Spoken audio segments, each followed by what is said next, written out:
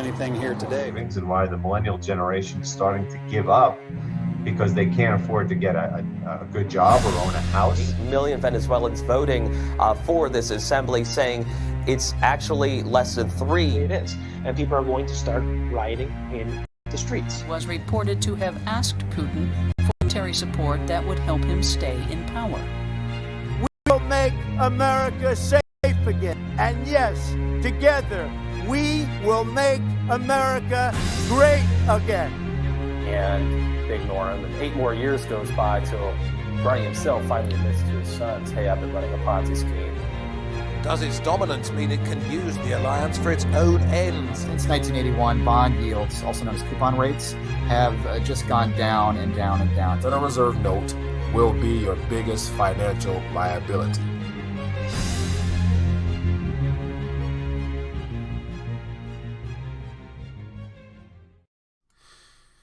RTD Live Talk, Monday night, the 24th day of the month of September. We are live, and I'm looking forward to finding out what's on your mind this evening.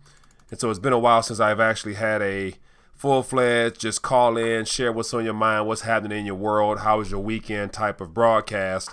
So I figured tonight, there's no immediate conversation pieces I wanted to cover other than get your thoughts from last year. So I figured it'd be worthwhile to just find out what's going on in your world, what's happening in your neck of the woods. Let me know what's new, what's good, what's bad, what's ugly. And so once again, Mike from RTD, Detroit's #1 YouTube late night talk show. Only one doing it in an informative way to help people make better decisions in a variety of areas. And so what's going on, people? Let's talk tonight.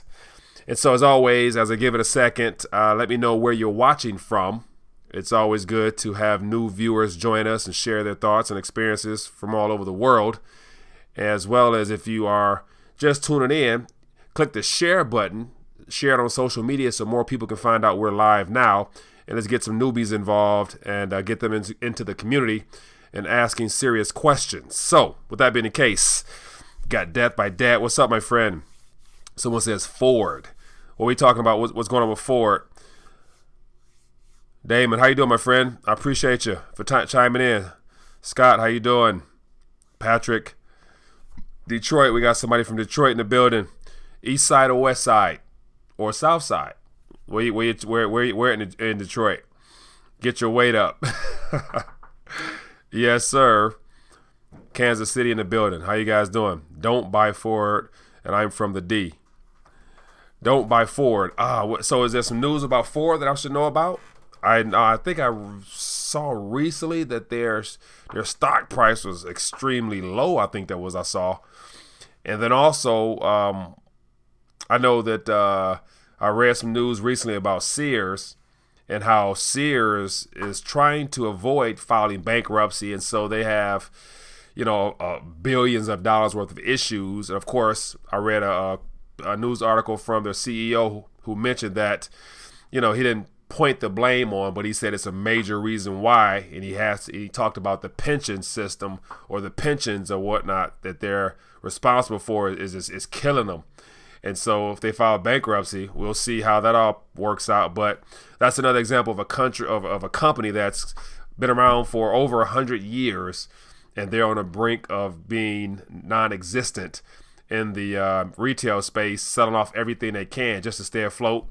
A, because the game is changing, everything's moving online, but B, that old model of brick and mortar, as well as just, having a large workforce as far as a lot of hands on deck, don't seem to be the way. So, but anyway, that is what it is. So how's everybody doing?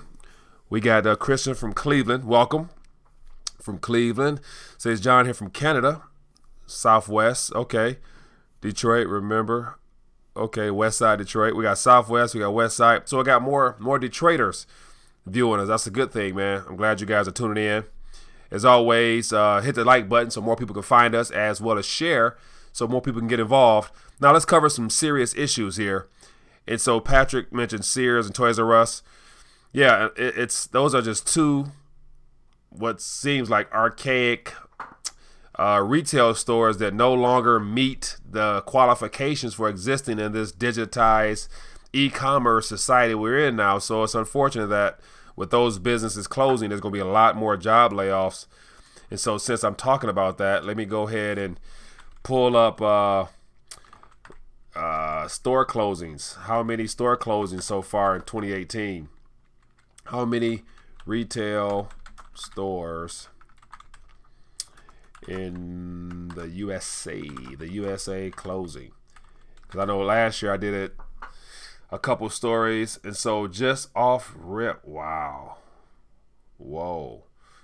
And so 3,800 stores are closing or set to close, and so that is quite high, because with 3,800 comes 3,800 people no longer employed.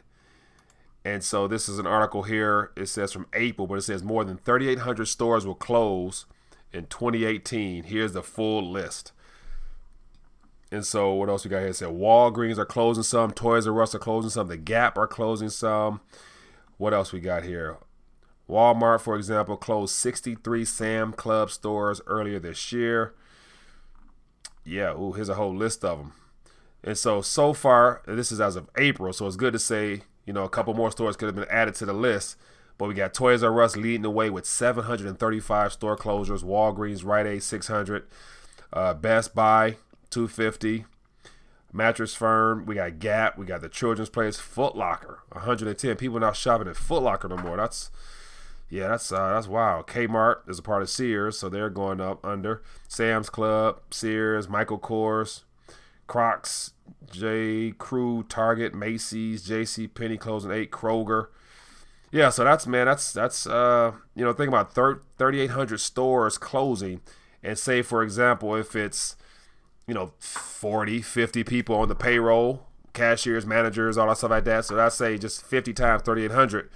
Anybody do the math real quick? Any mathematicians out there that can throw those numbers together real quick? Just say 50 people times 3,800. Put that number in the chat, and that's what you got in possible unemployment. And so a lot of those people, beyond those that are probably in the office, are probably definitely non-skilled labor, which means, the chance of them finding something similar is going to be kind of hard. 420. So 3,800 stores times 50 is, so where that 420 come from? 35 healthcare workers laid off at hospital I'm working at. Really? Full-timers are nervous. Small rural hospitals closing all over the country. Really? Hospitals are closing. Man, that's not a good thing. So we got 190,000. Thanks, Kenneth. 190,000 people possibly unemployed. But then here's a fun, not the funny part, but here's the questionable part about the next month's job reports numbers. Every single month they come out and say there's been 250 new jobs added in the workforce, and I'm thinking like 250,000 jobs out of 300 million, of which a good portion of that is not even in the workforce. But then we have possibly 190,000 laid off, So yeah, them whole jobs reports, yeah, that's funny in that regards there. It says central banking fails 10 out of 10. It says Amazon building cashless stores across the nation. Yep, I saw that, and that's definitely a game changer. Because if you are able to walk in and everything is just, has a tag on it and it scans itself, and you put in your basket and it scans, and that's just the whole utilizing technology to save money from a business standpoint, which then on the other end leaves a lot of people who don't actually possess a tangible, valuable, or needed skill or service, leave them out on the outside looking in. And so that definitely will cause problems, because Amazon will not be the last one doing it because of the cost savings. They're definitely going to, that's going to become a primary trend, that all your local stores, I even walked in a local store not far from me, and they have, as soon as you walk in, like a little kiosk of handheld portable scanners that you can, you can put everything in your basket and scan it and then pay for it, I guess, from your basket and just walk right out. So that's their version of going cashless, as well as cashless, as well as cashierless. So they no longer need cashiers. So here's an article for those that may not be familiar with it. But it says up to 3,000 Amazon Go stores may be on the way. So the question is, off just the initial article here, it's going to be your local store, might be a smaller store or a grocery store eventually. But how many people are going to utilize this service? By a show of hands in the audience, or thumbs up or thumbs down, how many people will take advantage of this, what's meant to be an easier, seamless, thoughtless process of just picking up, scanning, or whatever? How many people are actually going to use that feature? Because I don't know if they're going to have any Amazon stores in the heart of Detroit. They're going to have some downtown, I would imagine. So we got one person. And so, I'm not sure if it's something that, if it'll be of value, because unless you know what you're going for, you want to avoid a line, sure. But everything for the most part already at Walmart and most of the major retail grocery stores already have 20 lanes with 3 people working the cashiers, and they got 7 automated self-checkout lanes anyway. So it's the same thing as self-checkout, in my opinion. So we got a couple thumbs up, we got a pointer finger down. Says either obtain high-tech skills or learn to become a farmer. Yeah, that is going to be key. It says ask yourself why these stores are closing and the CEOs and the other executives are becoming richer. Yeah, that is a very good question. And that plays into the whole income inequality as to how it seems like every single market correction, the .com, Great Recession, when that policies are implemented, it benefits those that, as I say, that are closest to the monetary spigot, and those are ideally people in the banking industry or in the mega corporations that get those fundings of one way or another. And then, as they're doing now with the whole stock buyback stuff, making the books look good, which is basically giving them a boost in their pockets as well. And the sad part is, when it comes, I was going to pull up something on the stock market as well, because I got an article I want to share with you about four charts that let you know that something's wrong in that sense. But the idea that the artificial price of stocks, as far as the PE ratios, are extremely high, which according to past charts is very dangerous, because they are they're valued at more than they're actually worth. So people's portfolio is loaded with that stuff. And so, yeah, that's, if they stop buying back their own shares, then that's going to make their prices drop, and then that's going to make your portfolio drop. And yeah, so that's what it is. I'd rather shop at Amazon distribution centers. Yeah, that's the thing with Amazon. The Amazon Prime stuff is killing it. It seems like an Amazon box comes my way every single day, it looks like. It doesn't work like that as a farmer's market, at the farmer's market. That's very true. That's very true, very true. And so, question for you guys, for those that had a chance to watch some of the videos from the end of last week, I had at your guys' request, I had Brian the banker join us, and we talked for 30, 40 minutes or so. And so far, it's gotten a lot of great response from it, as far as people really vibing with what he's telling people. Especially, he reiterated the idea of make sure you have some cash on hand, but then also just sharing his thoughts on various sectors in the banking area. It was very, very informative. So I appreciate it, man. It was very good to have a viewer on. And so actually this week coming up, I'm having another gentleman, John, who's also a viewer and a part of the RTD community. He's joining us to share his expertise in reference to cryptocurrency, and him and his company bridging the gap between the merchant side of things. So we'll have something probably either probably Wednesday or Thursday, give or take, but get a chance to hear what's happening behind the scenes as far as the overall crypto adoption. That will be very key to that sector there. So, because as always, that sector is not going anywhere. So you can ignore it if you want, but yeah, it's not going anywhere. It doesn't work like that. What else we got going on? So let me actually pull up this chart, since I was hinting at stocks, and I want to share this article with you that I think will give you an idea as to what's going on and where we're at now, and what typically happens around these indicators that you're going to see. And let me know, is it just coincidence that the graphs and charts, all have they all have a similar pattern of market activity prior to there being some major drop off or correction. And so I'm going to pull the article up here. And this was actually today's article. Didn't have time to do a story on it, but since we're here now, let's go over it. And so it is, it says, it's from the Business Insider as of today. It says, too late, 4 charts about the fragility of the markets that ought to make investors scared. And so to thumb through it real quick, there are some charts that, let you know that something is not A-OK. So give you an idea as a main subject matter. It says the S&P hit a double top like it did in 2000 and 2007. And so one of the other things is emerging market debt is set to hit 200% of GDP. So that's probably the second thing.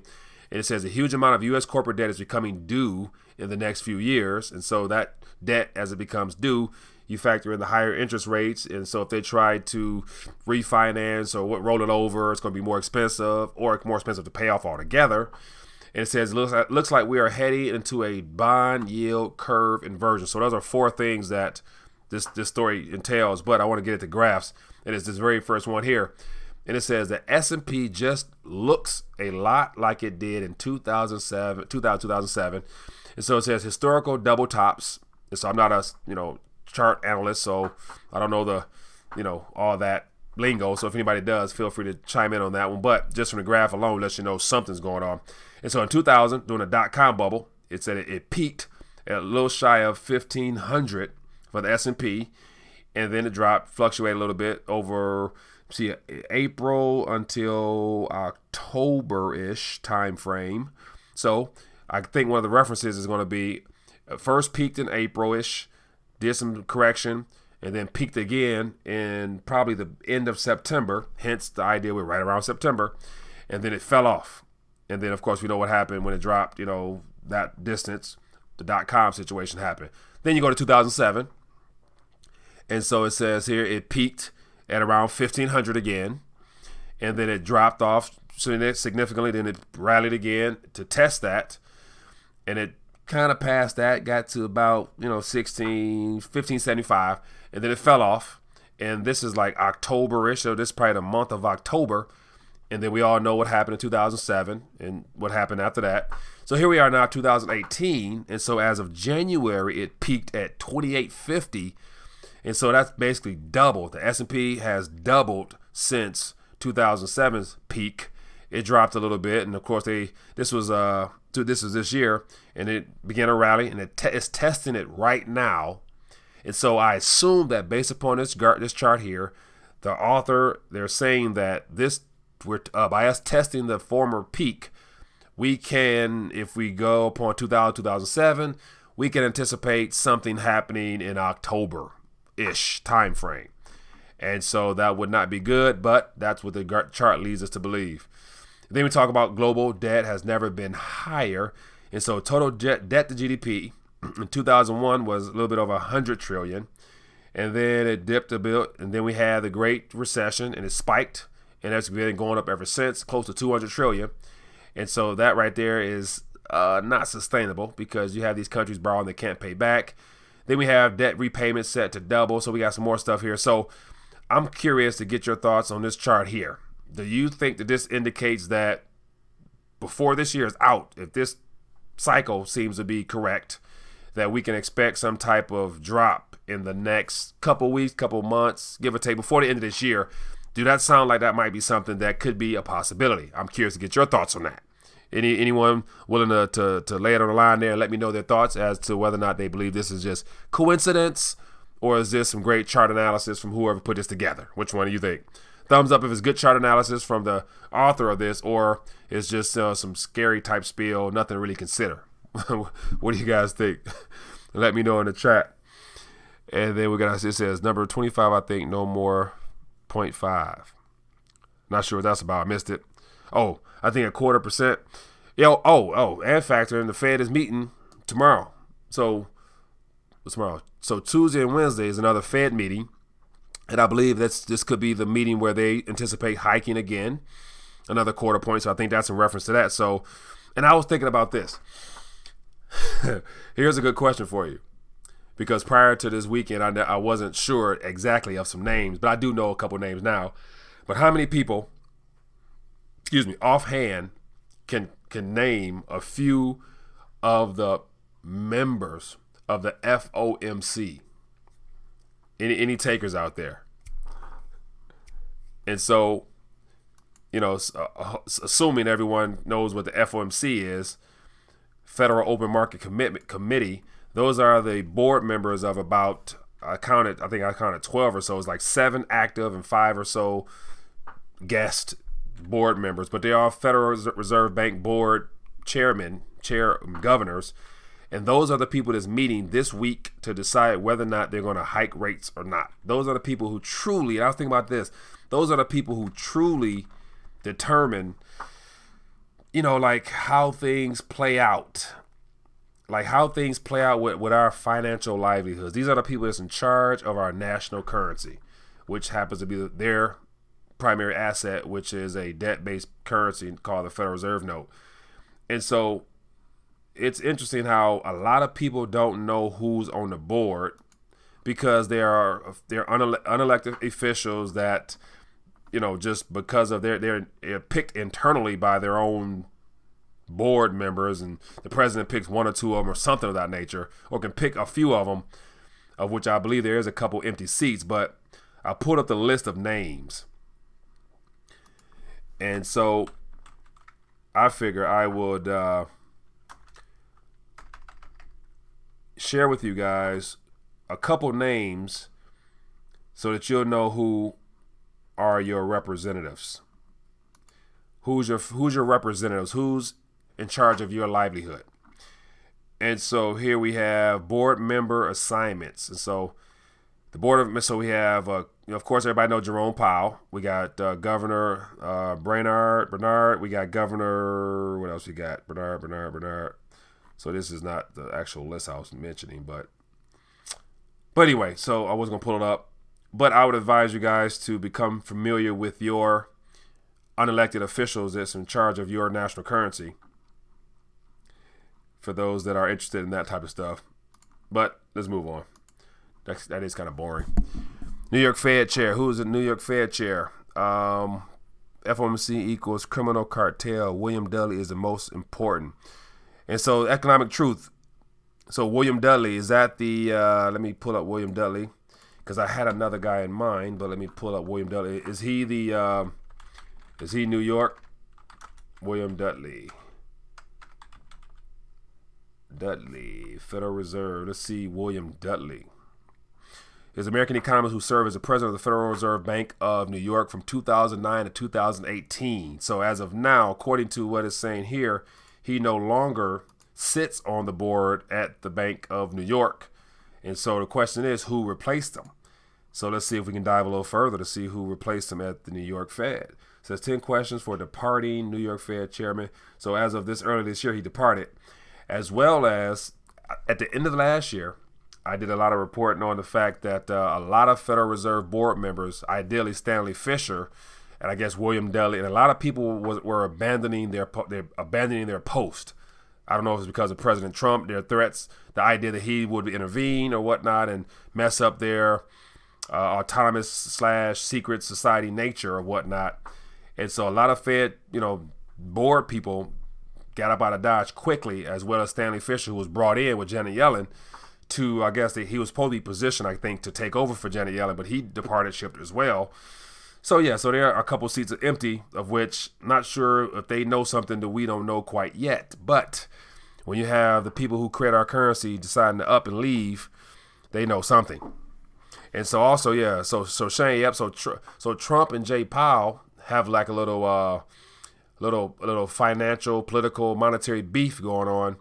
And I read an article the other day that Jerome Powell has consulted. He's consulted his lawyer or a lawyer, several times this year because of the threat of Trump intervening in the banking affairs.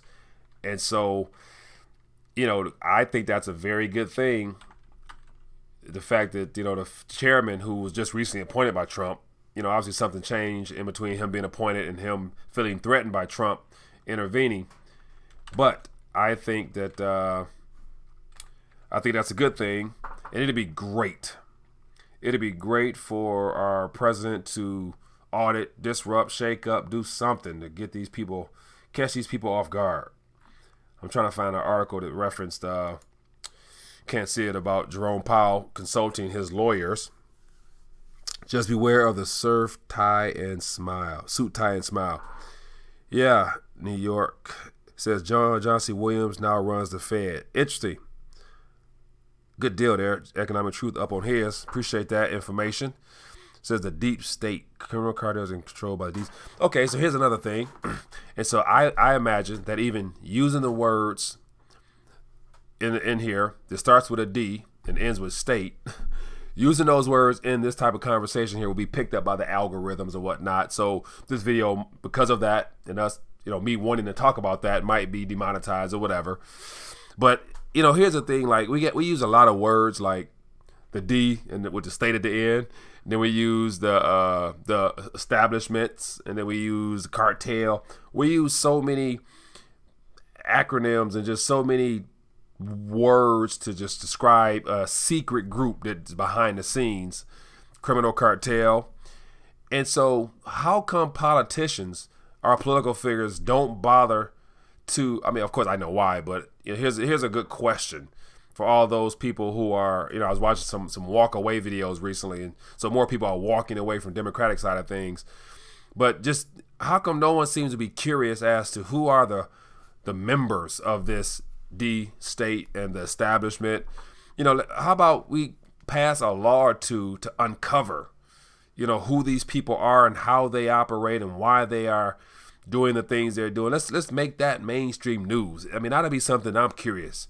Because when you have, people on Fox News, CNN, even referencing the idea that, something about the establishment, I think Fox News used the word D-state. And so I'm thinking like they can talk about it as if it's like an official fraternity, but nobody thinks about, trying to get to the, passing a law to come up with who, to figure out who's in it and why are they doing what they're doing. And let's get some names. I want some official names, so we all can throw out some names that we think, but the names I think that we're aware of, we see on the news, whether it be all the stuff happening with Trump right now. But I'm sure there's some real names of like first and last name, or some oligarchy type families that are the true culprits behind that society there. I would love to see their name coming across the screen as primary, source of that. And so the Rothschilds, definitely. And, speaking about the Rothschild, thank you, Michael, lead it, and I will join you. Patrick, a bet. So, of course, we got the Soros, we got the Rothschild, we got the Bilderbergs, we got all those, we got Warburgs and all those. If of course, for those that are aware of the historical aspect of the money trust, there was a banking cartel that was established back then. J.P. Morgan, Warburgs. We have Chase, Senator Chase, and all those guys there. Their families are still involved heavily because they are the primary shareholders of the too big to fail banks, which are also shareholders into the Federal Reserve Bank. So it's like a daisy chain. So what's really interesting is that nobody seems to question, like Forbes, top 50 richest men list. And so apparently Jeff Bezos is $2 trillion now, or $2 billion. And, people believe that he's actually the richest person. In actuality, I would think, let me know if I'm wrong, that the people who control the banking system, which controls the central bank, if you control, like JP Morgan said, if you control the money supply, you make the decision. So when you have the big banks that own the central bank, they are officially the richest because we're using their property. You know what I'm saying? So to say Jeff Bezos is the richest man, okay, that sounds good. He got $2 billion, but when you got the printing press and you're not allowed to be audited, I would imagine that you can probably just run off $3 billion and put it. So a part of that 21 trillion is missing. Whoever has that 21 trillion is probably the richest person or family or whatever on the planet. But yet people don't bother to question the fact that just $2 billion is supposed to be the richest. Yeah. But that's just me. It says, who else you got? It's a priest. I can't really see. Let me open that up a little bigger. It says some priests. Sanhedrin priest. The Pharisees ran by the Sanhedrin. They're Satan's thrones. Okay. Did anybody find anything on autonomy? What is that? Let me look up that. I don't know what's that in reference to. Modern growth over the decade. So it looks like global autonomy. Autonomy. Yeah, not sure where that came from there. Feel free to shine some light on that. We can look up to it. It says exchange stabilization fund was created from the confiscated gold in 1933. Yeah, so apparently economic truth, that's what's keeping everything afloat. When the market corrects, it's propped up. Assuming I hear from that, whatever that is, whatever, and however they do that behind the scenes. You know, some people say they got a spare room in the Fed that props up markets at the click of a button, which I don't doubt it. It says Jeff Bezos worth $155 billion, not $2 billion. I apologize. Forgive me. $155 billion. And so someone says $157.3 billion is his net worth. Man, what? So here's the thing. Like with not sure how much of that is actually liquid. I wonder how does he keep his, is it in property? Is it in shares in his company? Is it in gold? Is it in silver? Is this guy, when Amazon starts accepting cryptos, will he just corner the Bitcoin market? Bozo worth. So think about $155 billion. This guy could solve some problems for the world if he cared. Because all that money, you can't take it with you. You don't need more than, I'm sure, you don't need more than $154 billion, I'd imagine, to live, keep a nice lifestyle. And so that is interesting there, how $155 billion. Wow. This dude can, he can change some, he can change some countries' situations. He can pay off sovereign debt if you wanted to for a variety of countries. But it's good to say he won't do that. It says most in shares, but he doesn't care. Yeah, that's true. He don't care, so it's good. It's just good talk. But if he was about really making a difference in a positive way, then I think I would, it'd be good if he could share some of that with people who actually can do good with it or invest in things that actually benefits people other than trying to take over the world with his company. And so between Amazon and Google, those will be the two biggest companies in the foreseeable future. They're going to own everything. They're going to buy up everything. And my question is, I don't foresee Facebook from a social media platform itself, being strong for another 5-10 years, just because, after the whole, there's always something new every now and then. So yeah, Facebook, unless they get into something else, but they buy up every damn thing. So Mark Zuckerberg want to corner the market too. Everybody trying to corner the market, which doesn't help humanity. Paying off the Washington Post journalist. Yeah. So yeah, he owns Washington Post, his space company. Yeah, that's interesting. Trillions and trillions and trillions and trillions and trillions make billions worth less. Yeah. And so I'd imagine, I just wonder, as far as his, Jeff Bezos' billions being in shares of his company, is he concerned about the monetary side of things that could devalue his billions and hinder the stability of his country based on the fact that, he's sitting on billions of Federal Reserve notes? So it's good to say he diversified in all types of things, but yeah. It says the Exchange Stabilization Fund is subsidiaries in all major banking cities around the world. Some good stuff there. Material things. Yeah, so let me pull this. So another thing I wanted to mention was I posted a video about from President Trump's election debate when he was challenging former Senator Clinton, and he was describing the fact that the economy is in a big bubble, and if the Fed keep raising interest rates, we need to be careful. And then on Friday, I think he was in Las Vegas at a rally, and he commented on the stock market reaching another high, and he said it like it's no longer a bubble now. Like he said it like, yo, the stock market also reached a new high, and people like, yeah.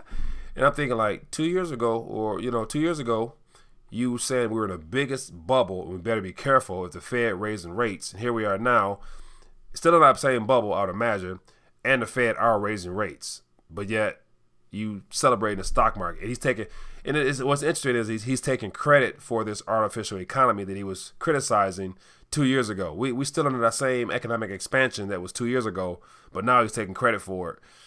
So I'm not quite understanding or seeing what the game he's playing on the surface. But behind the scenes, I see a lot of things or hear a lot of things that sound like he's, aware of what he's doing. But yeah, it seems and feels like we are part of a big experiment here outside of, what we already know about our national currency and the debt. And I read a new article about student loans, and it says something about with all the student loans. Let me pull it up. With all the student loans, is it even worth going to college anymore? if you gotta convince somebody who can't get a scholarship, who can't pay outright, to take out student loans, isn't even worth it. Is the education even worth it? And I was like, yeah. I'm gonna pull the article up. Looks like we're gonna just thumb through some articles today. So here's another article here in reference to student loans. It says, despite economic recovery, student debtors' monster in the closet has only worsened. So, man, how can we be at all-time highs of everything that's not good? Student loan default rate more than doubled between 2003 and 2011. It said 40% of borrowers are expected to fall behind on their loans by 2023. 40% are expected to fall back behind. Ooh, that's dangerous. It says, here's a story about someone having $350,000 for their bachelor's and master's. 36 years old, when they graduated, they were faced with monthly bills of around $800. So they're paying $800 a month, which is a small mortgage just for education they already receive. Hopefully they're making money to keep that thing up. It says average debt at graduation is currently around $30,000, up from $10,000 in the early 90s. And so look at this graph here, man. How high can this thing go? We had an all-time high of $1.4 trillion. And then look at the age demographic of those taking out loans. So we have under 30 is fairly high. But then we have post-grads going for their masters. Looks like it's over the last 4 or 5 years is almost equal to those that are coming out of high school going for their bachelors. And then we have those well in their career, 40 to 49, going for extended learning. And then we have baby boomers, a couple baby boomers out here getting their certificates. Yeah, man. Yeah, people, where does this end is a question. How much higher or what? Will this thing last? That will be the question of the day. Someone says, suckers, those are the dates I am watching. We're talking about here. It says, I think we're getting their wild ride in 2019. Yeah, I think 2019 too. I think 2019 is going to be a good year to guess on how things will pan out, because it's usually 6 or 7 months after an official recession starts that it comes out, and based upon prior 2 quarters of economic data. And like always, I'm still waiting on the correction from Q1 and Q4 of last year, which I'm not sure is out or not, but they usually adjust it. And when it's adjusted from I think where it's supposed to be at 3% now, I wouldn't be surprised if it's adjusted to 1 or lower in actuality. But yet they're still preaching to, we're in an economic recovery and everything is all fine and good. And yeah, that's going to be interesting to see. Says, what's up with in the van I've been checking on. And someone in Virginia. Neanda in Virginia. How you doing this evening? I think I'm saying them correctly. Neanda in Virginia. Howdy. Alaska Prepper, what's up, my friend? How you doing? I'd rather scrape sector taste in a spoon. We'll ride it all the way to the scene of the crash. No debt for me. Ride it all the way to the crash, to the crime scene. Yeah, it's gonna be ugly, man. And the fact that people don't really either pay attention to it or B they're not really concerned with it as of now. So the 10-year is above 3% now. Do you know about the law that just passed where you can freeze your credit and work on it? Ooh, Lolo. I didn't know about you can freeze your credit. You can freeze your credit and work on it. I did not know about that one. And another thing worthy of noting is that over the last 2 years, I think maybe, they've adjusted the qualifications for credit by incorporating and taking out a few things so that it helps more people qualify for whatever it is they're looking to qualify for. So even if your credit is not good, you don't have to really worry because there's a way to work around that. Good question that says, how do you feel about the run up in XRP? Good question there. My feelings haven't really changed about XRP. I believe that it's going to be utilized probably for the banking sector, and I've watched a video or two on it, and they already have some payment processing type apparatuses up and running, and they're using it, and it's legit. And apparently a lot of banks are taking advantage of it, so it's going to be there. And I think that come this next rally, whenever that happens, for those that haven't seen it, I posted a video from Tiki Terari at the Rethinking the Dollar /blog, a video there where he tells a story as to why he believes that, the institutional money is coming, which I do agree completely. And so once everything rallies, XRP is going to definitely take off. And the question I read somewhere else, is it going to take over Bitcoin, or will it surpass, the importance of Ethereum as a blockchain that can be utilized, even though it's be utilized for the banking sector and financial sector. But I think it's going to rise like all the rest of them will eventually, because, when all that stuff is taken care of on the back end.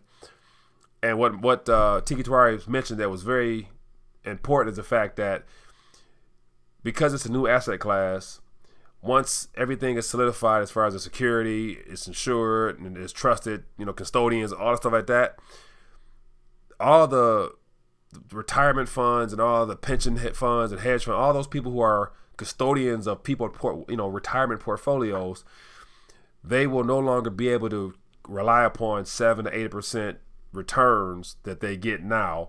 Especially most of that stuff is either put in risky junk type stuff, or it's in stuff that they won't be able to count on for years to come.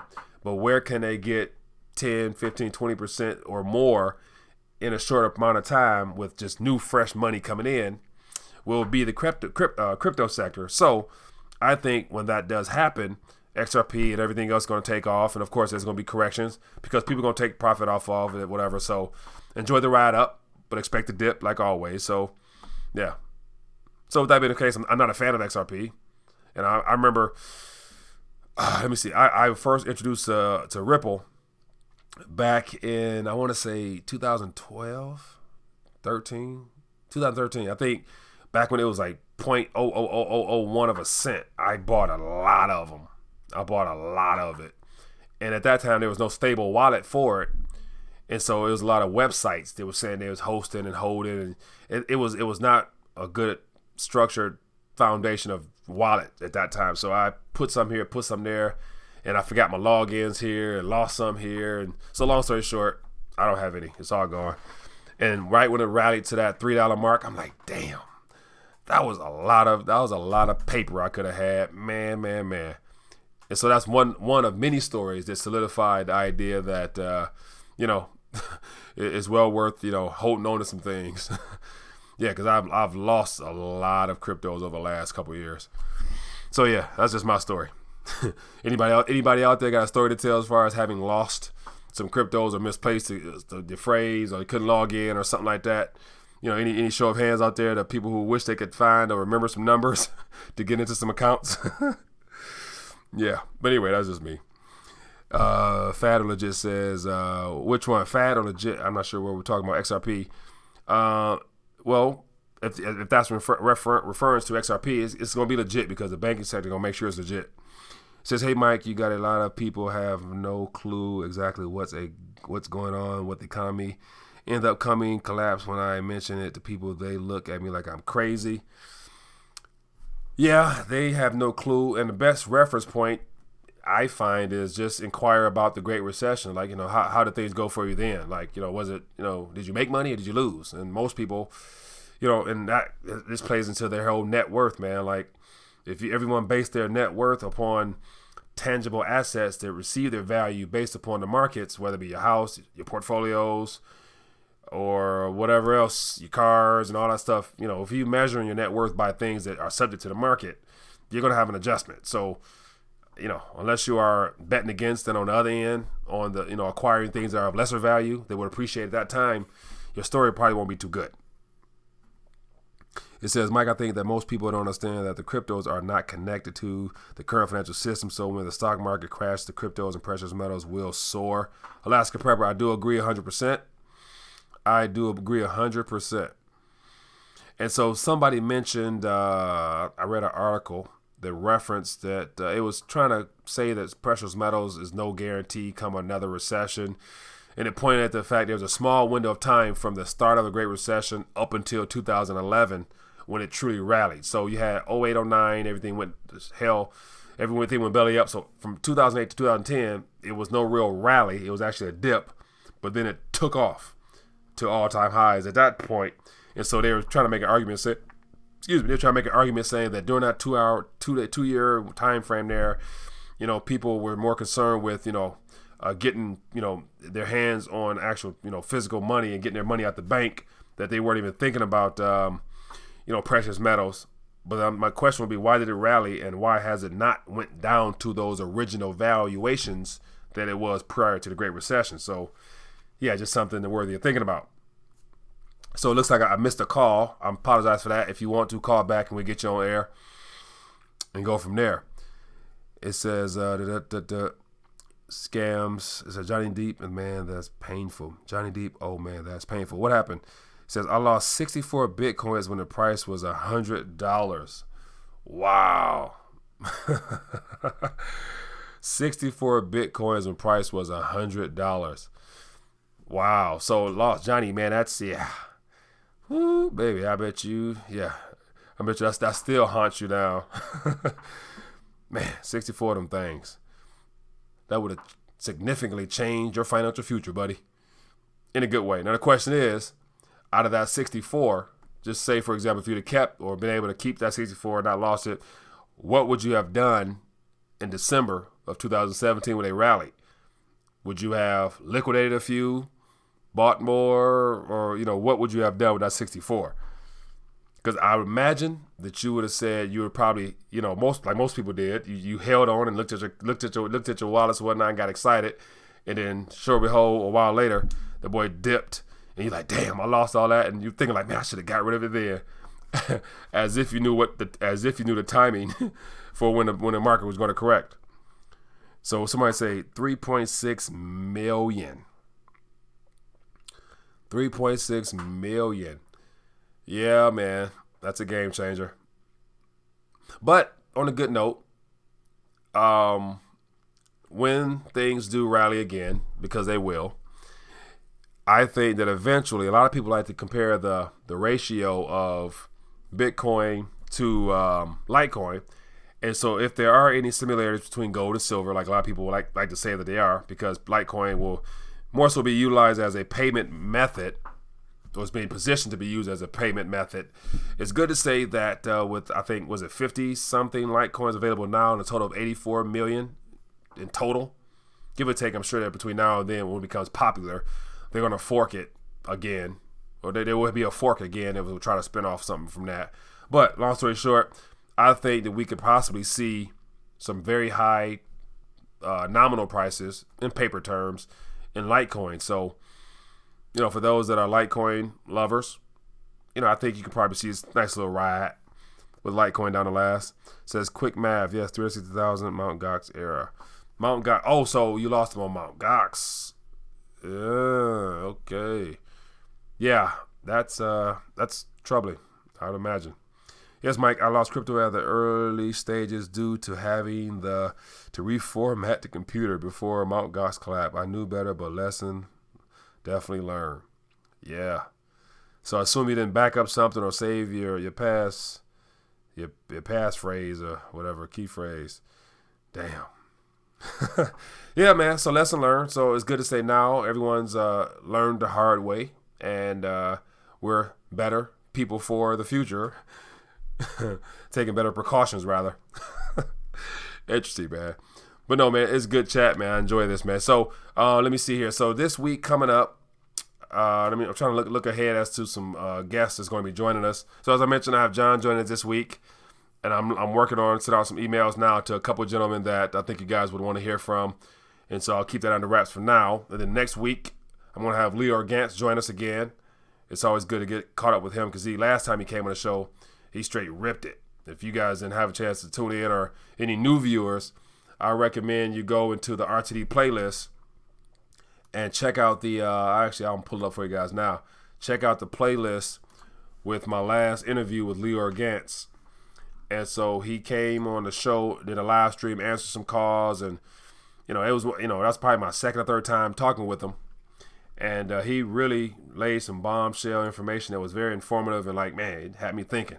Because he talks about ways of, generating passive income and multiple streams of income. And he threw out, I think during our presentation, 4 or 5 ways that you can get started today. And some of the things that he's involved with now, and, got my head turning. Seriously.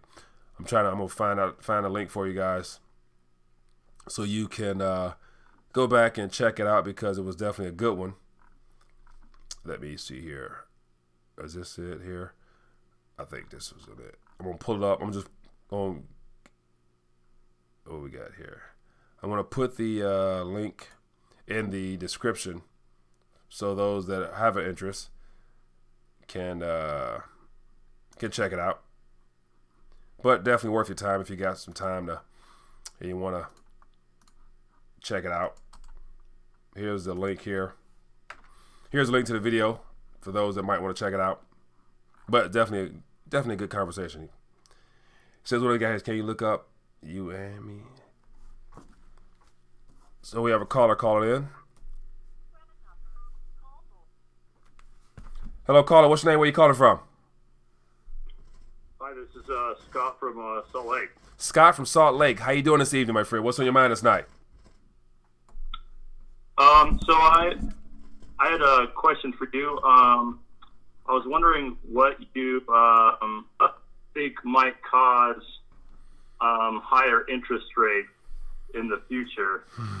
I've been trying to study it a little bit, and from what I can tell, the banks just keep buying up the debt, and it makes it so the interest rates don't go up, and then it makes the stock market look more attractive. So we're pretty much propping up the stock market with the banks buying up all the sovereign debt.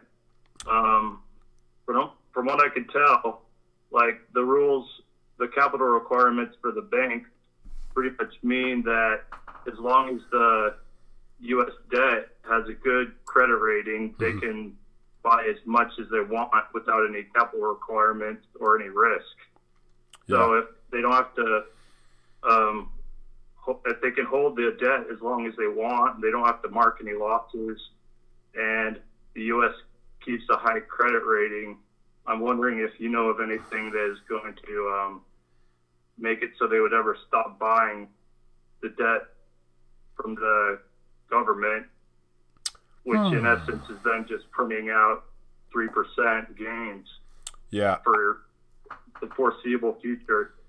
Okay. In which case it's going to be fixed, because if you can print money and make 3% on it, then every single bank would do that if they don't have to carry that risk on their balance sheet.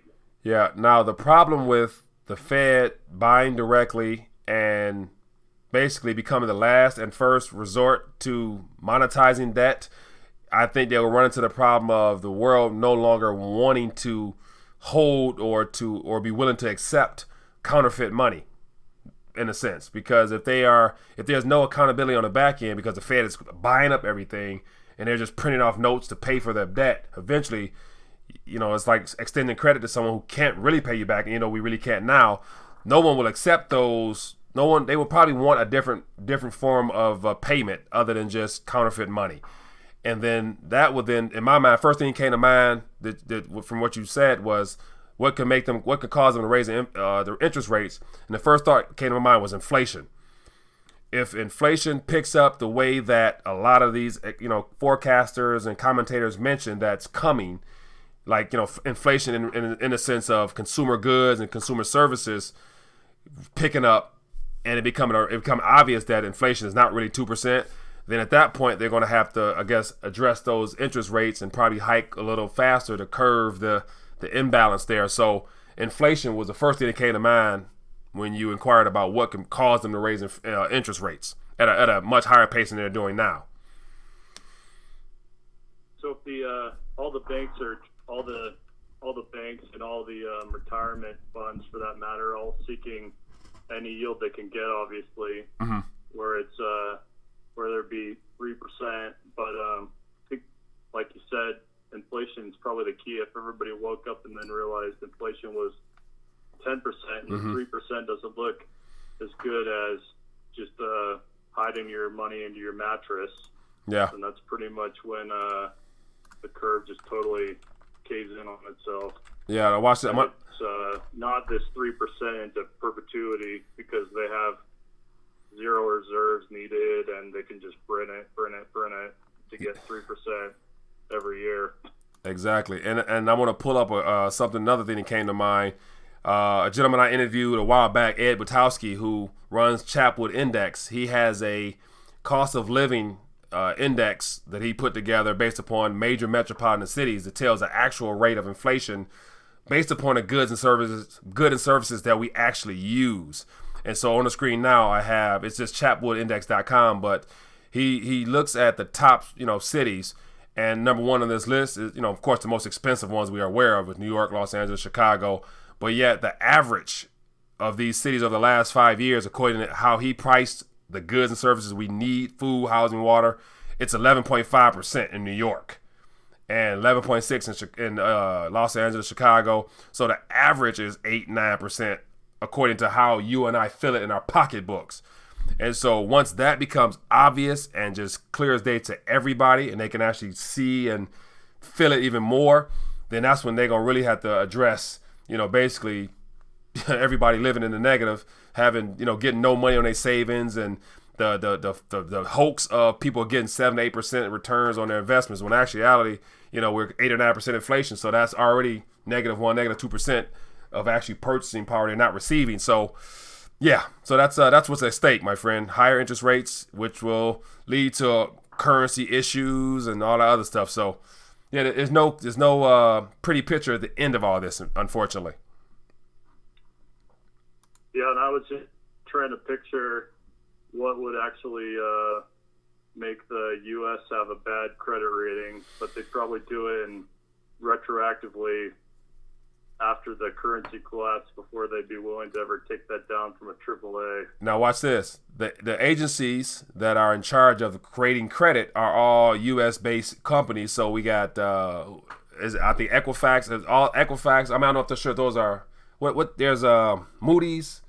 There's 2 or 3 primary, worldwide recognized that grades government debt. And so those are all U.S.-based. So it's good to say that they're not going to go against, our government in that sense. So they're going to always keep good credit rating, I would imagine. But then you have China, they're forming their own credit rating agency to grade us according to their standards. Now, if people respect and take the Chinese version of the credit rating agency to heart, and if they downgrade us over there, that could impact the usage of the dollar as well, because if you want to do business with China, you have to acknowledge the fact that according to the Chinese markets, the U.S. credit ain't grade AAA no more.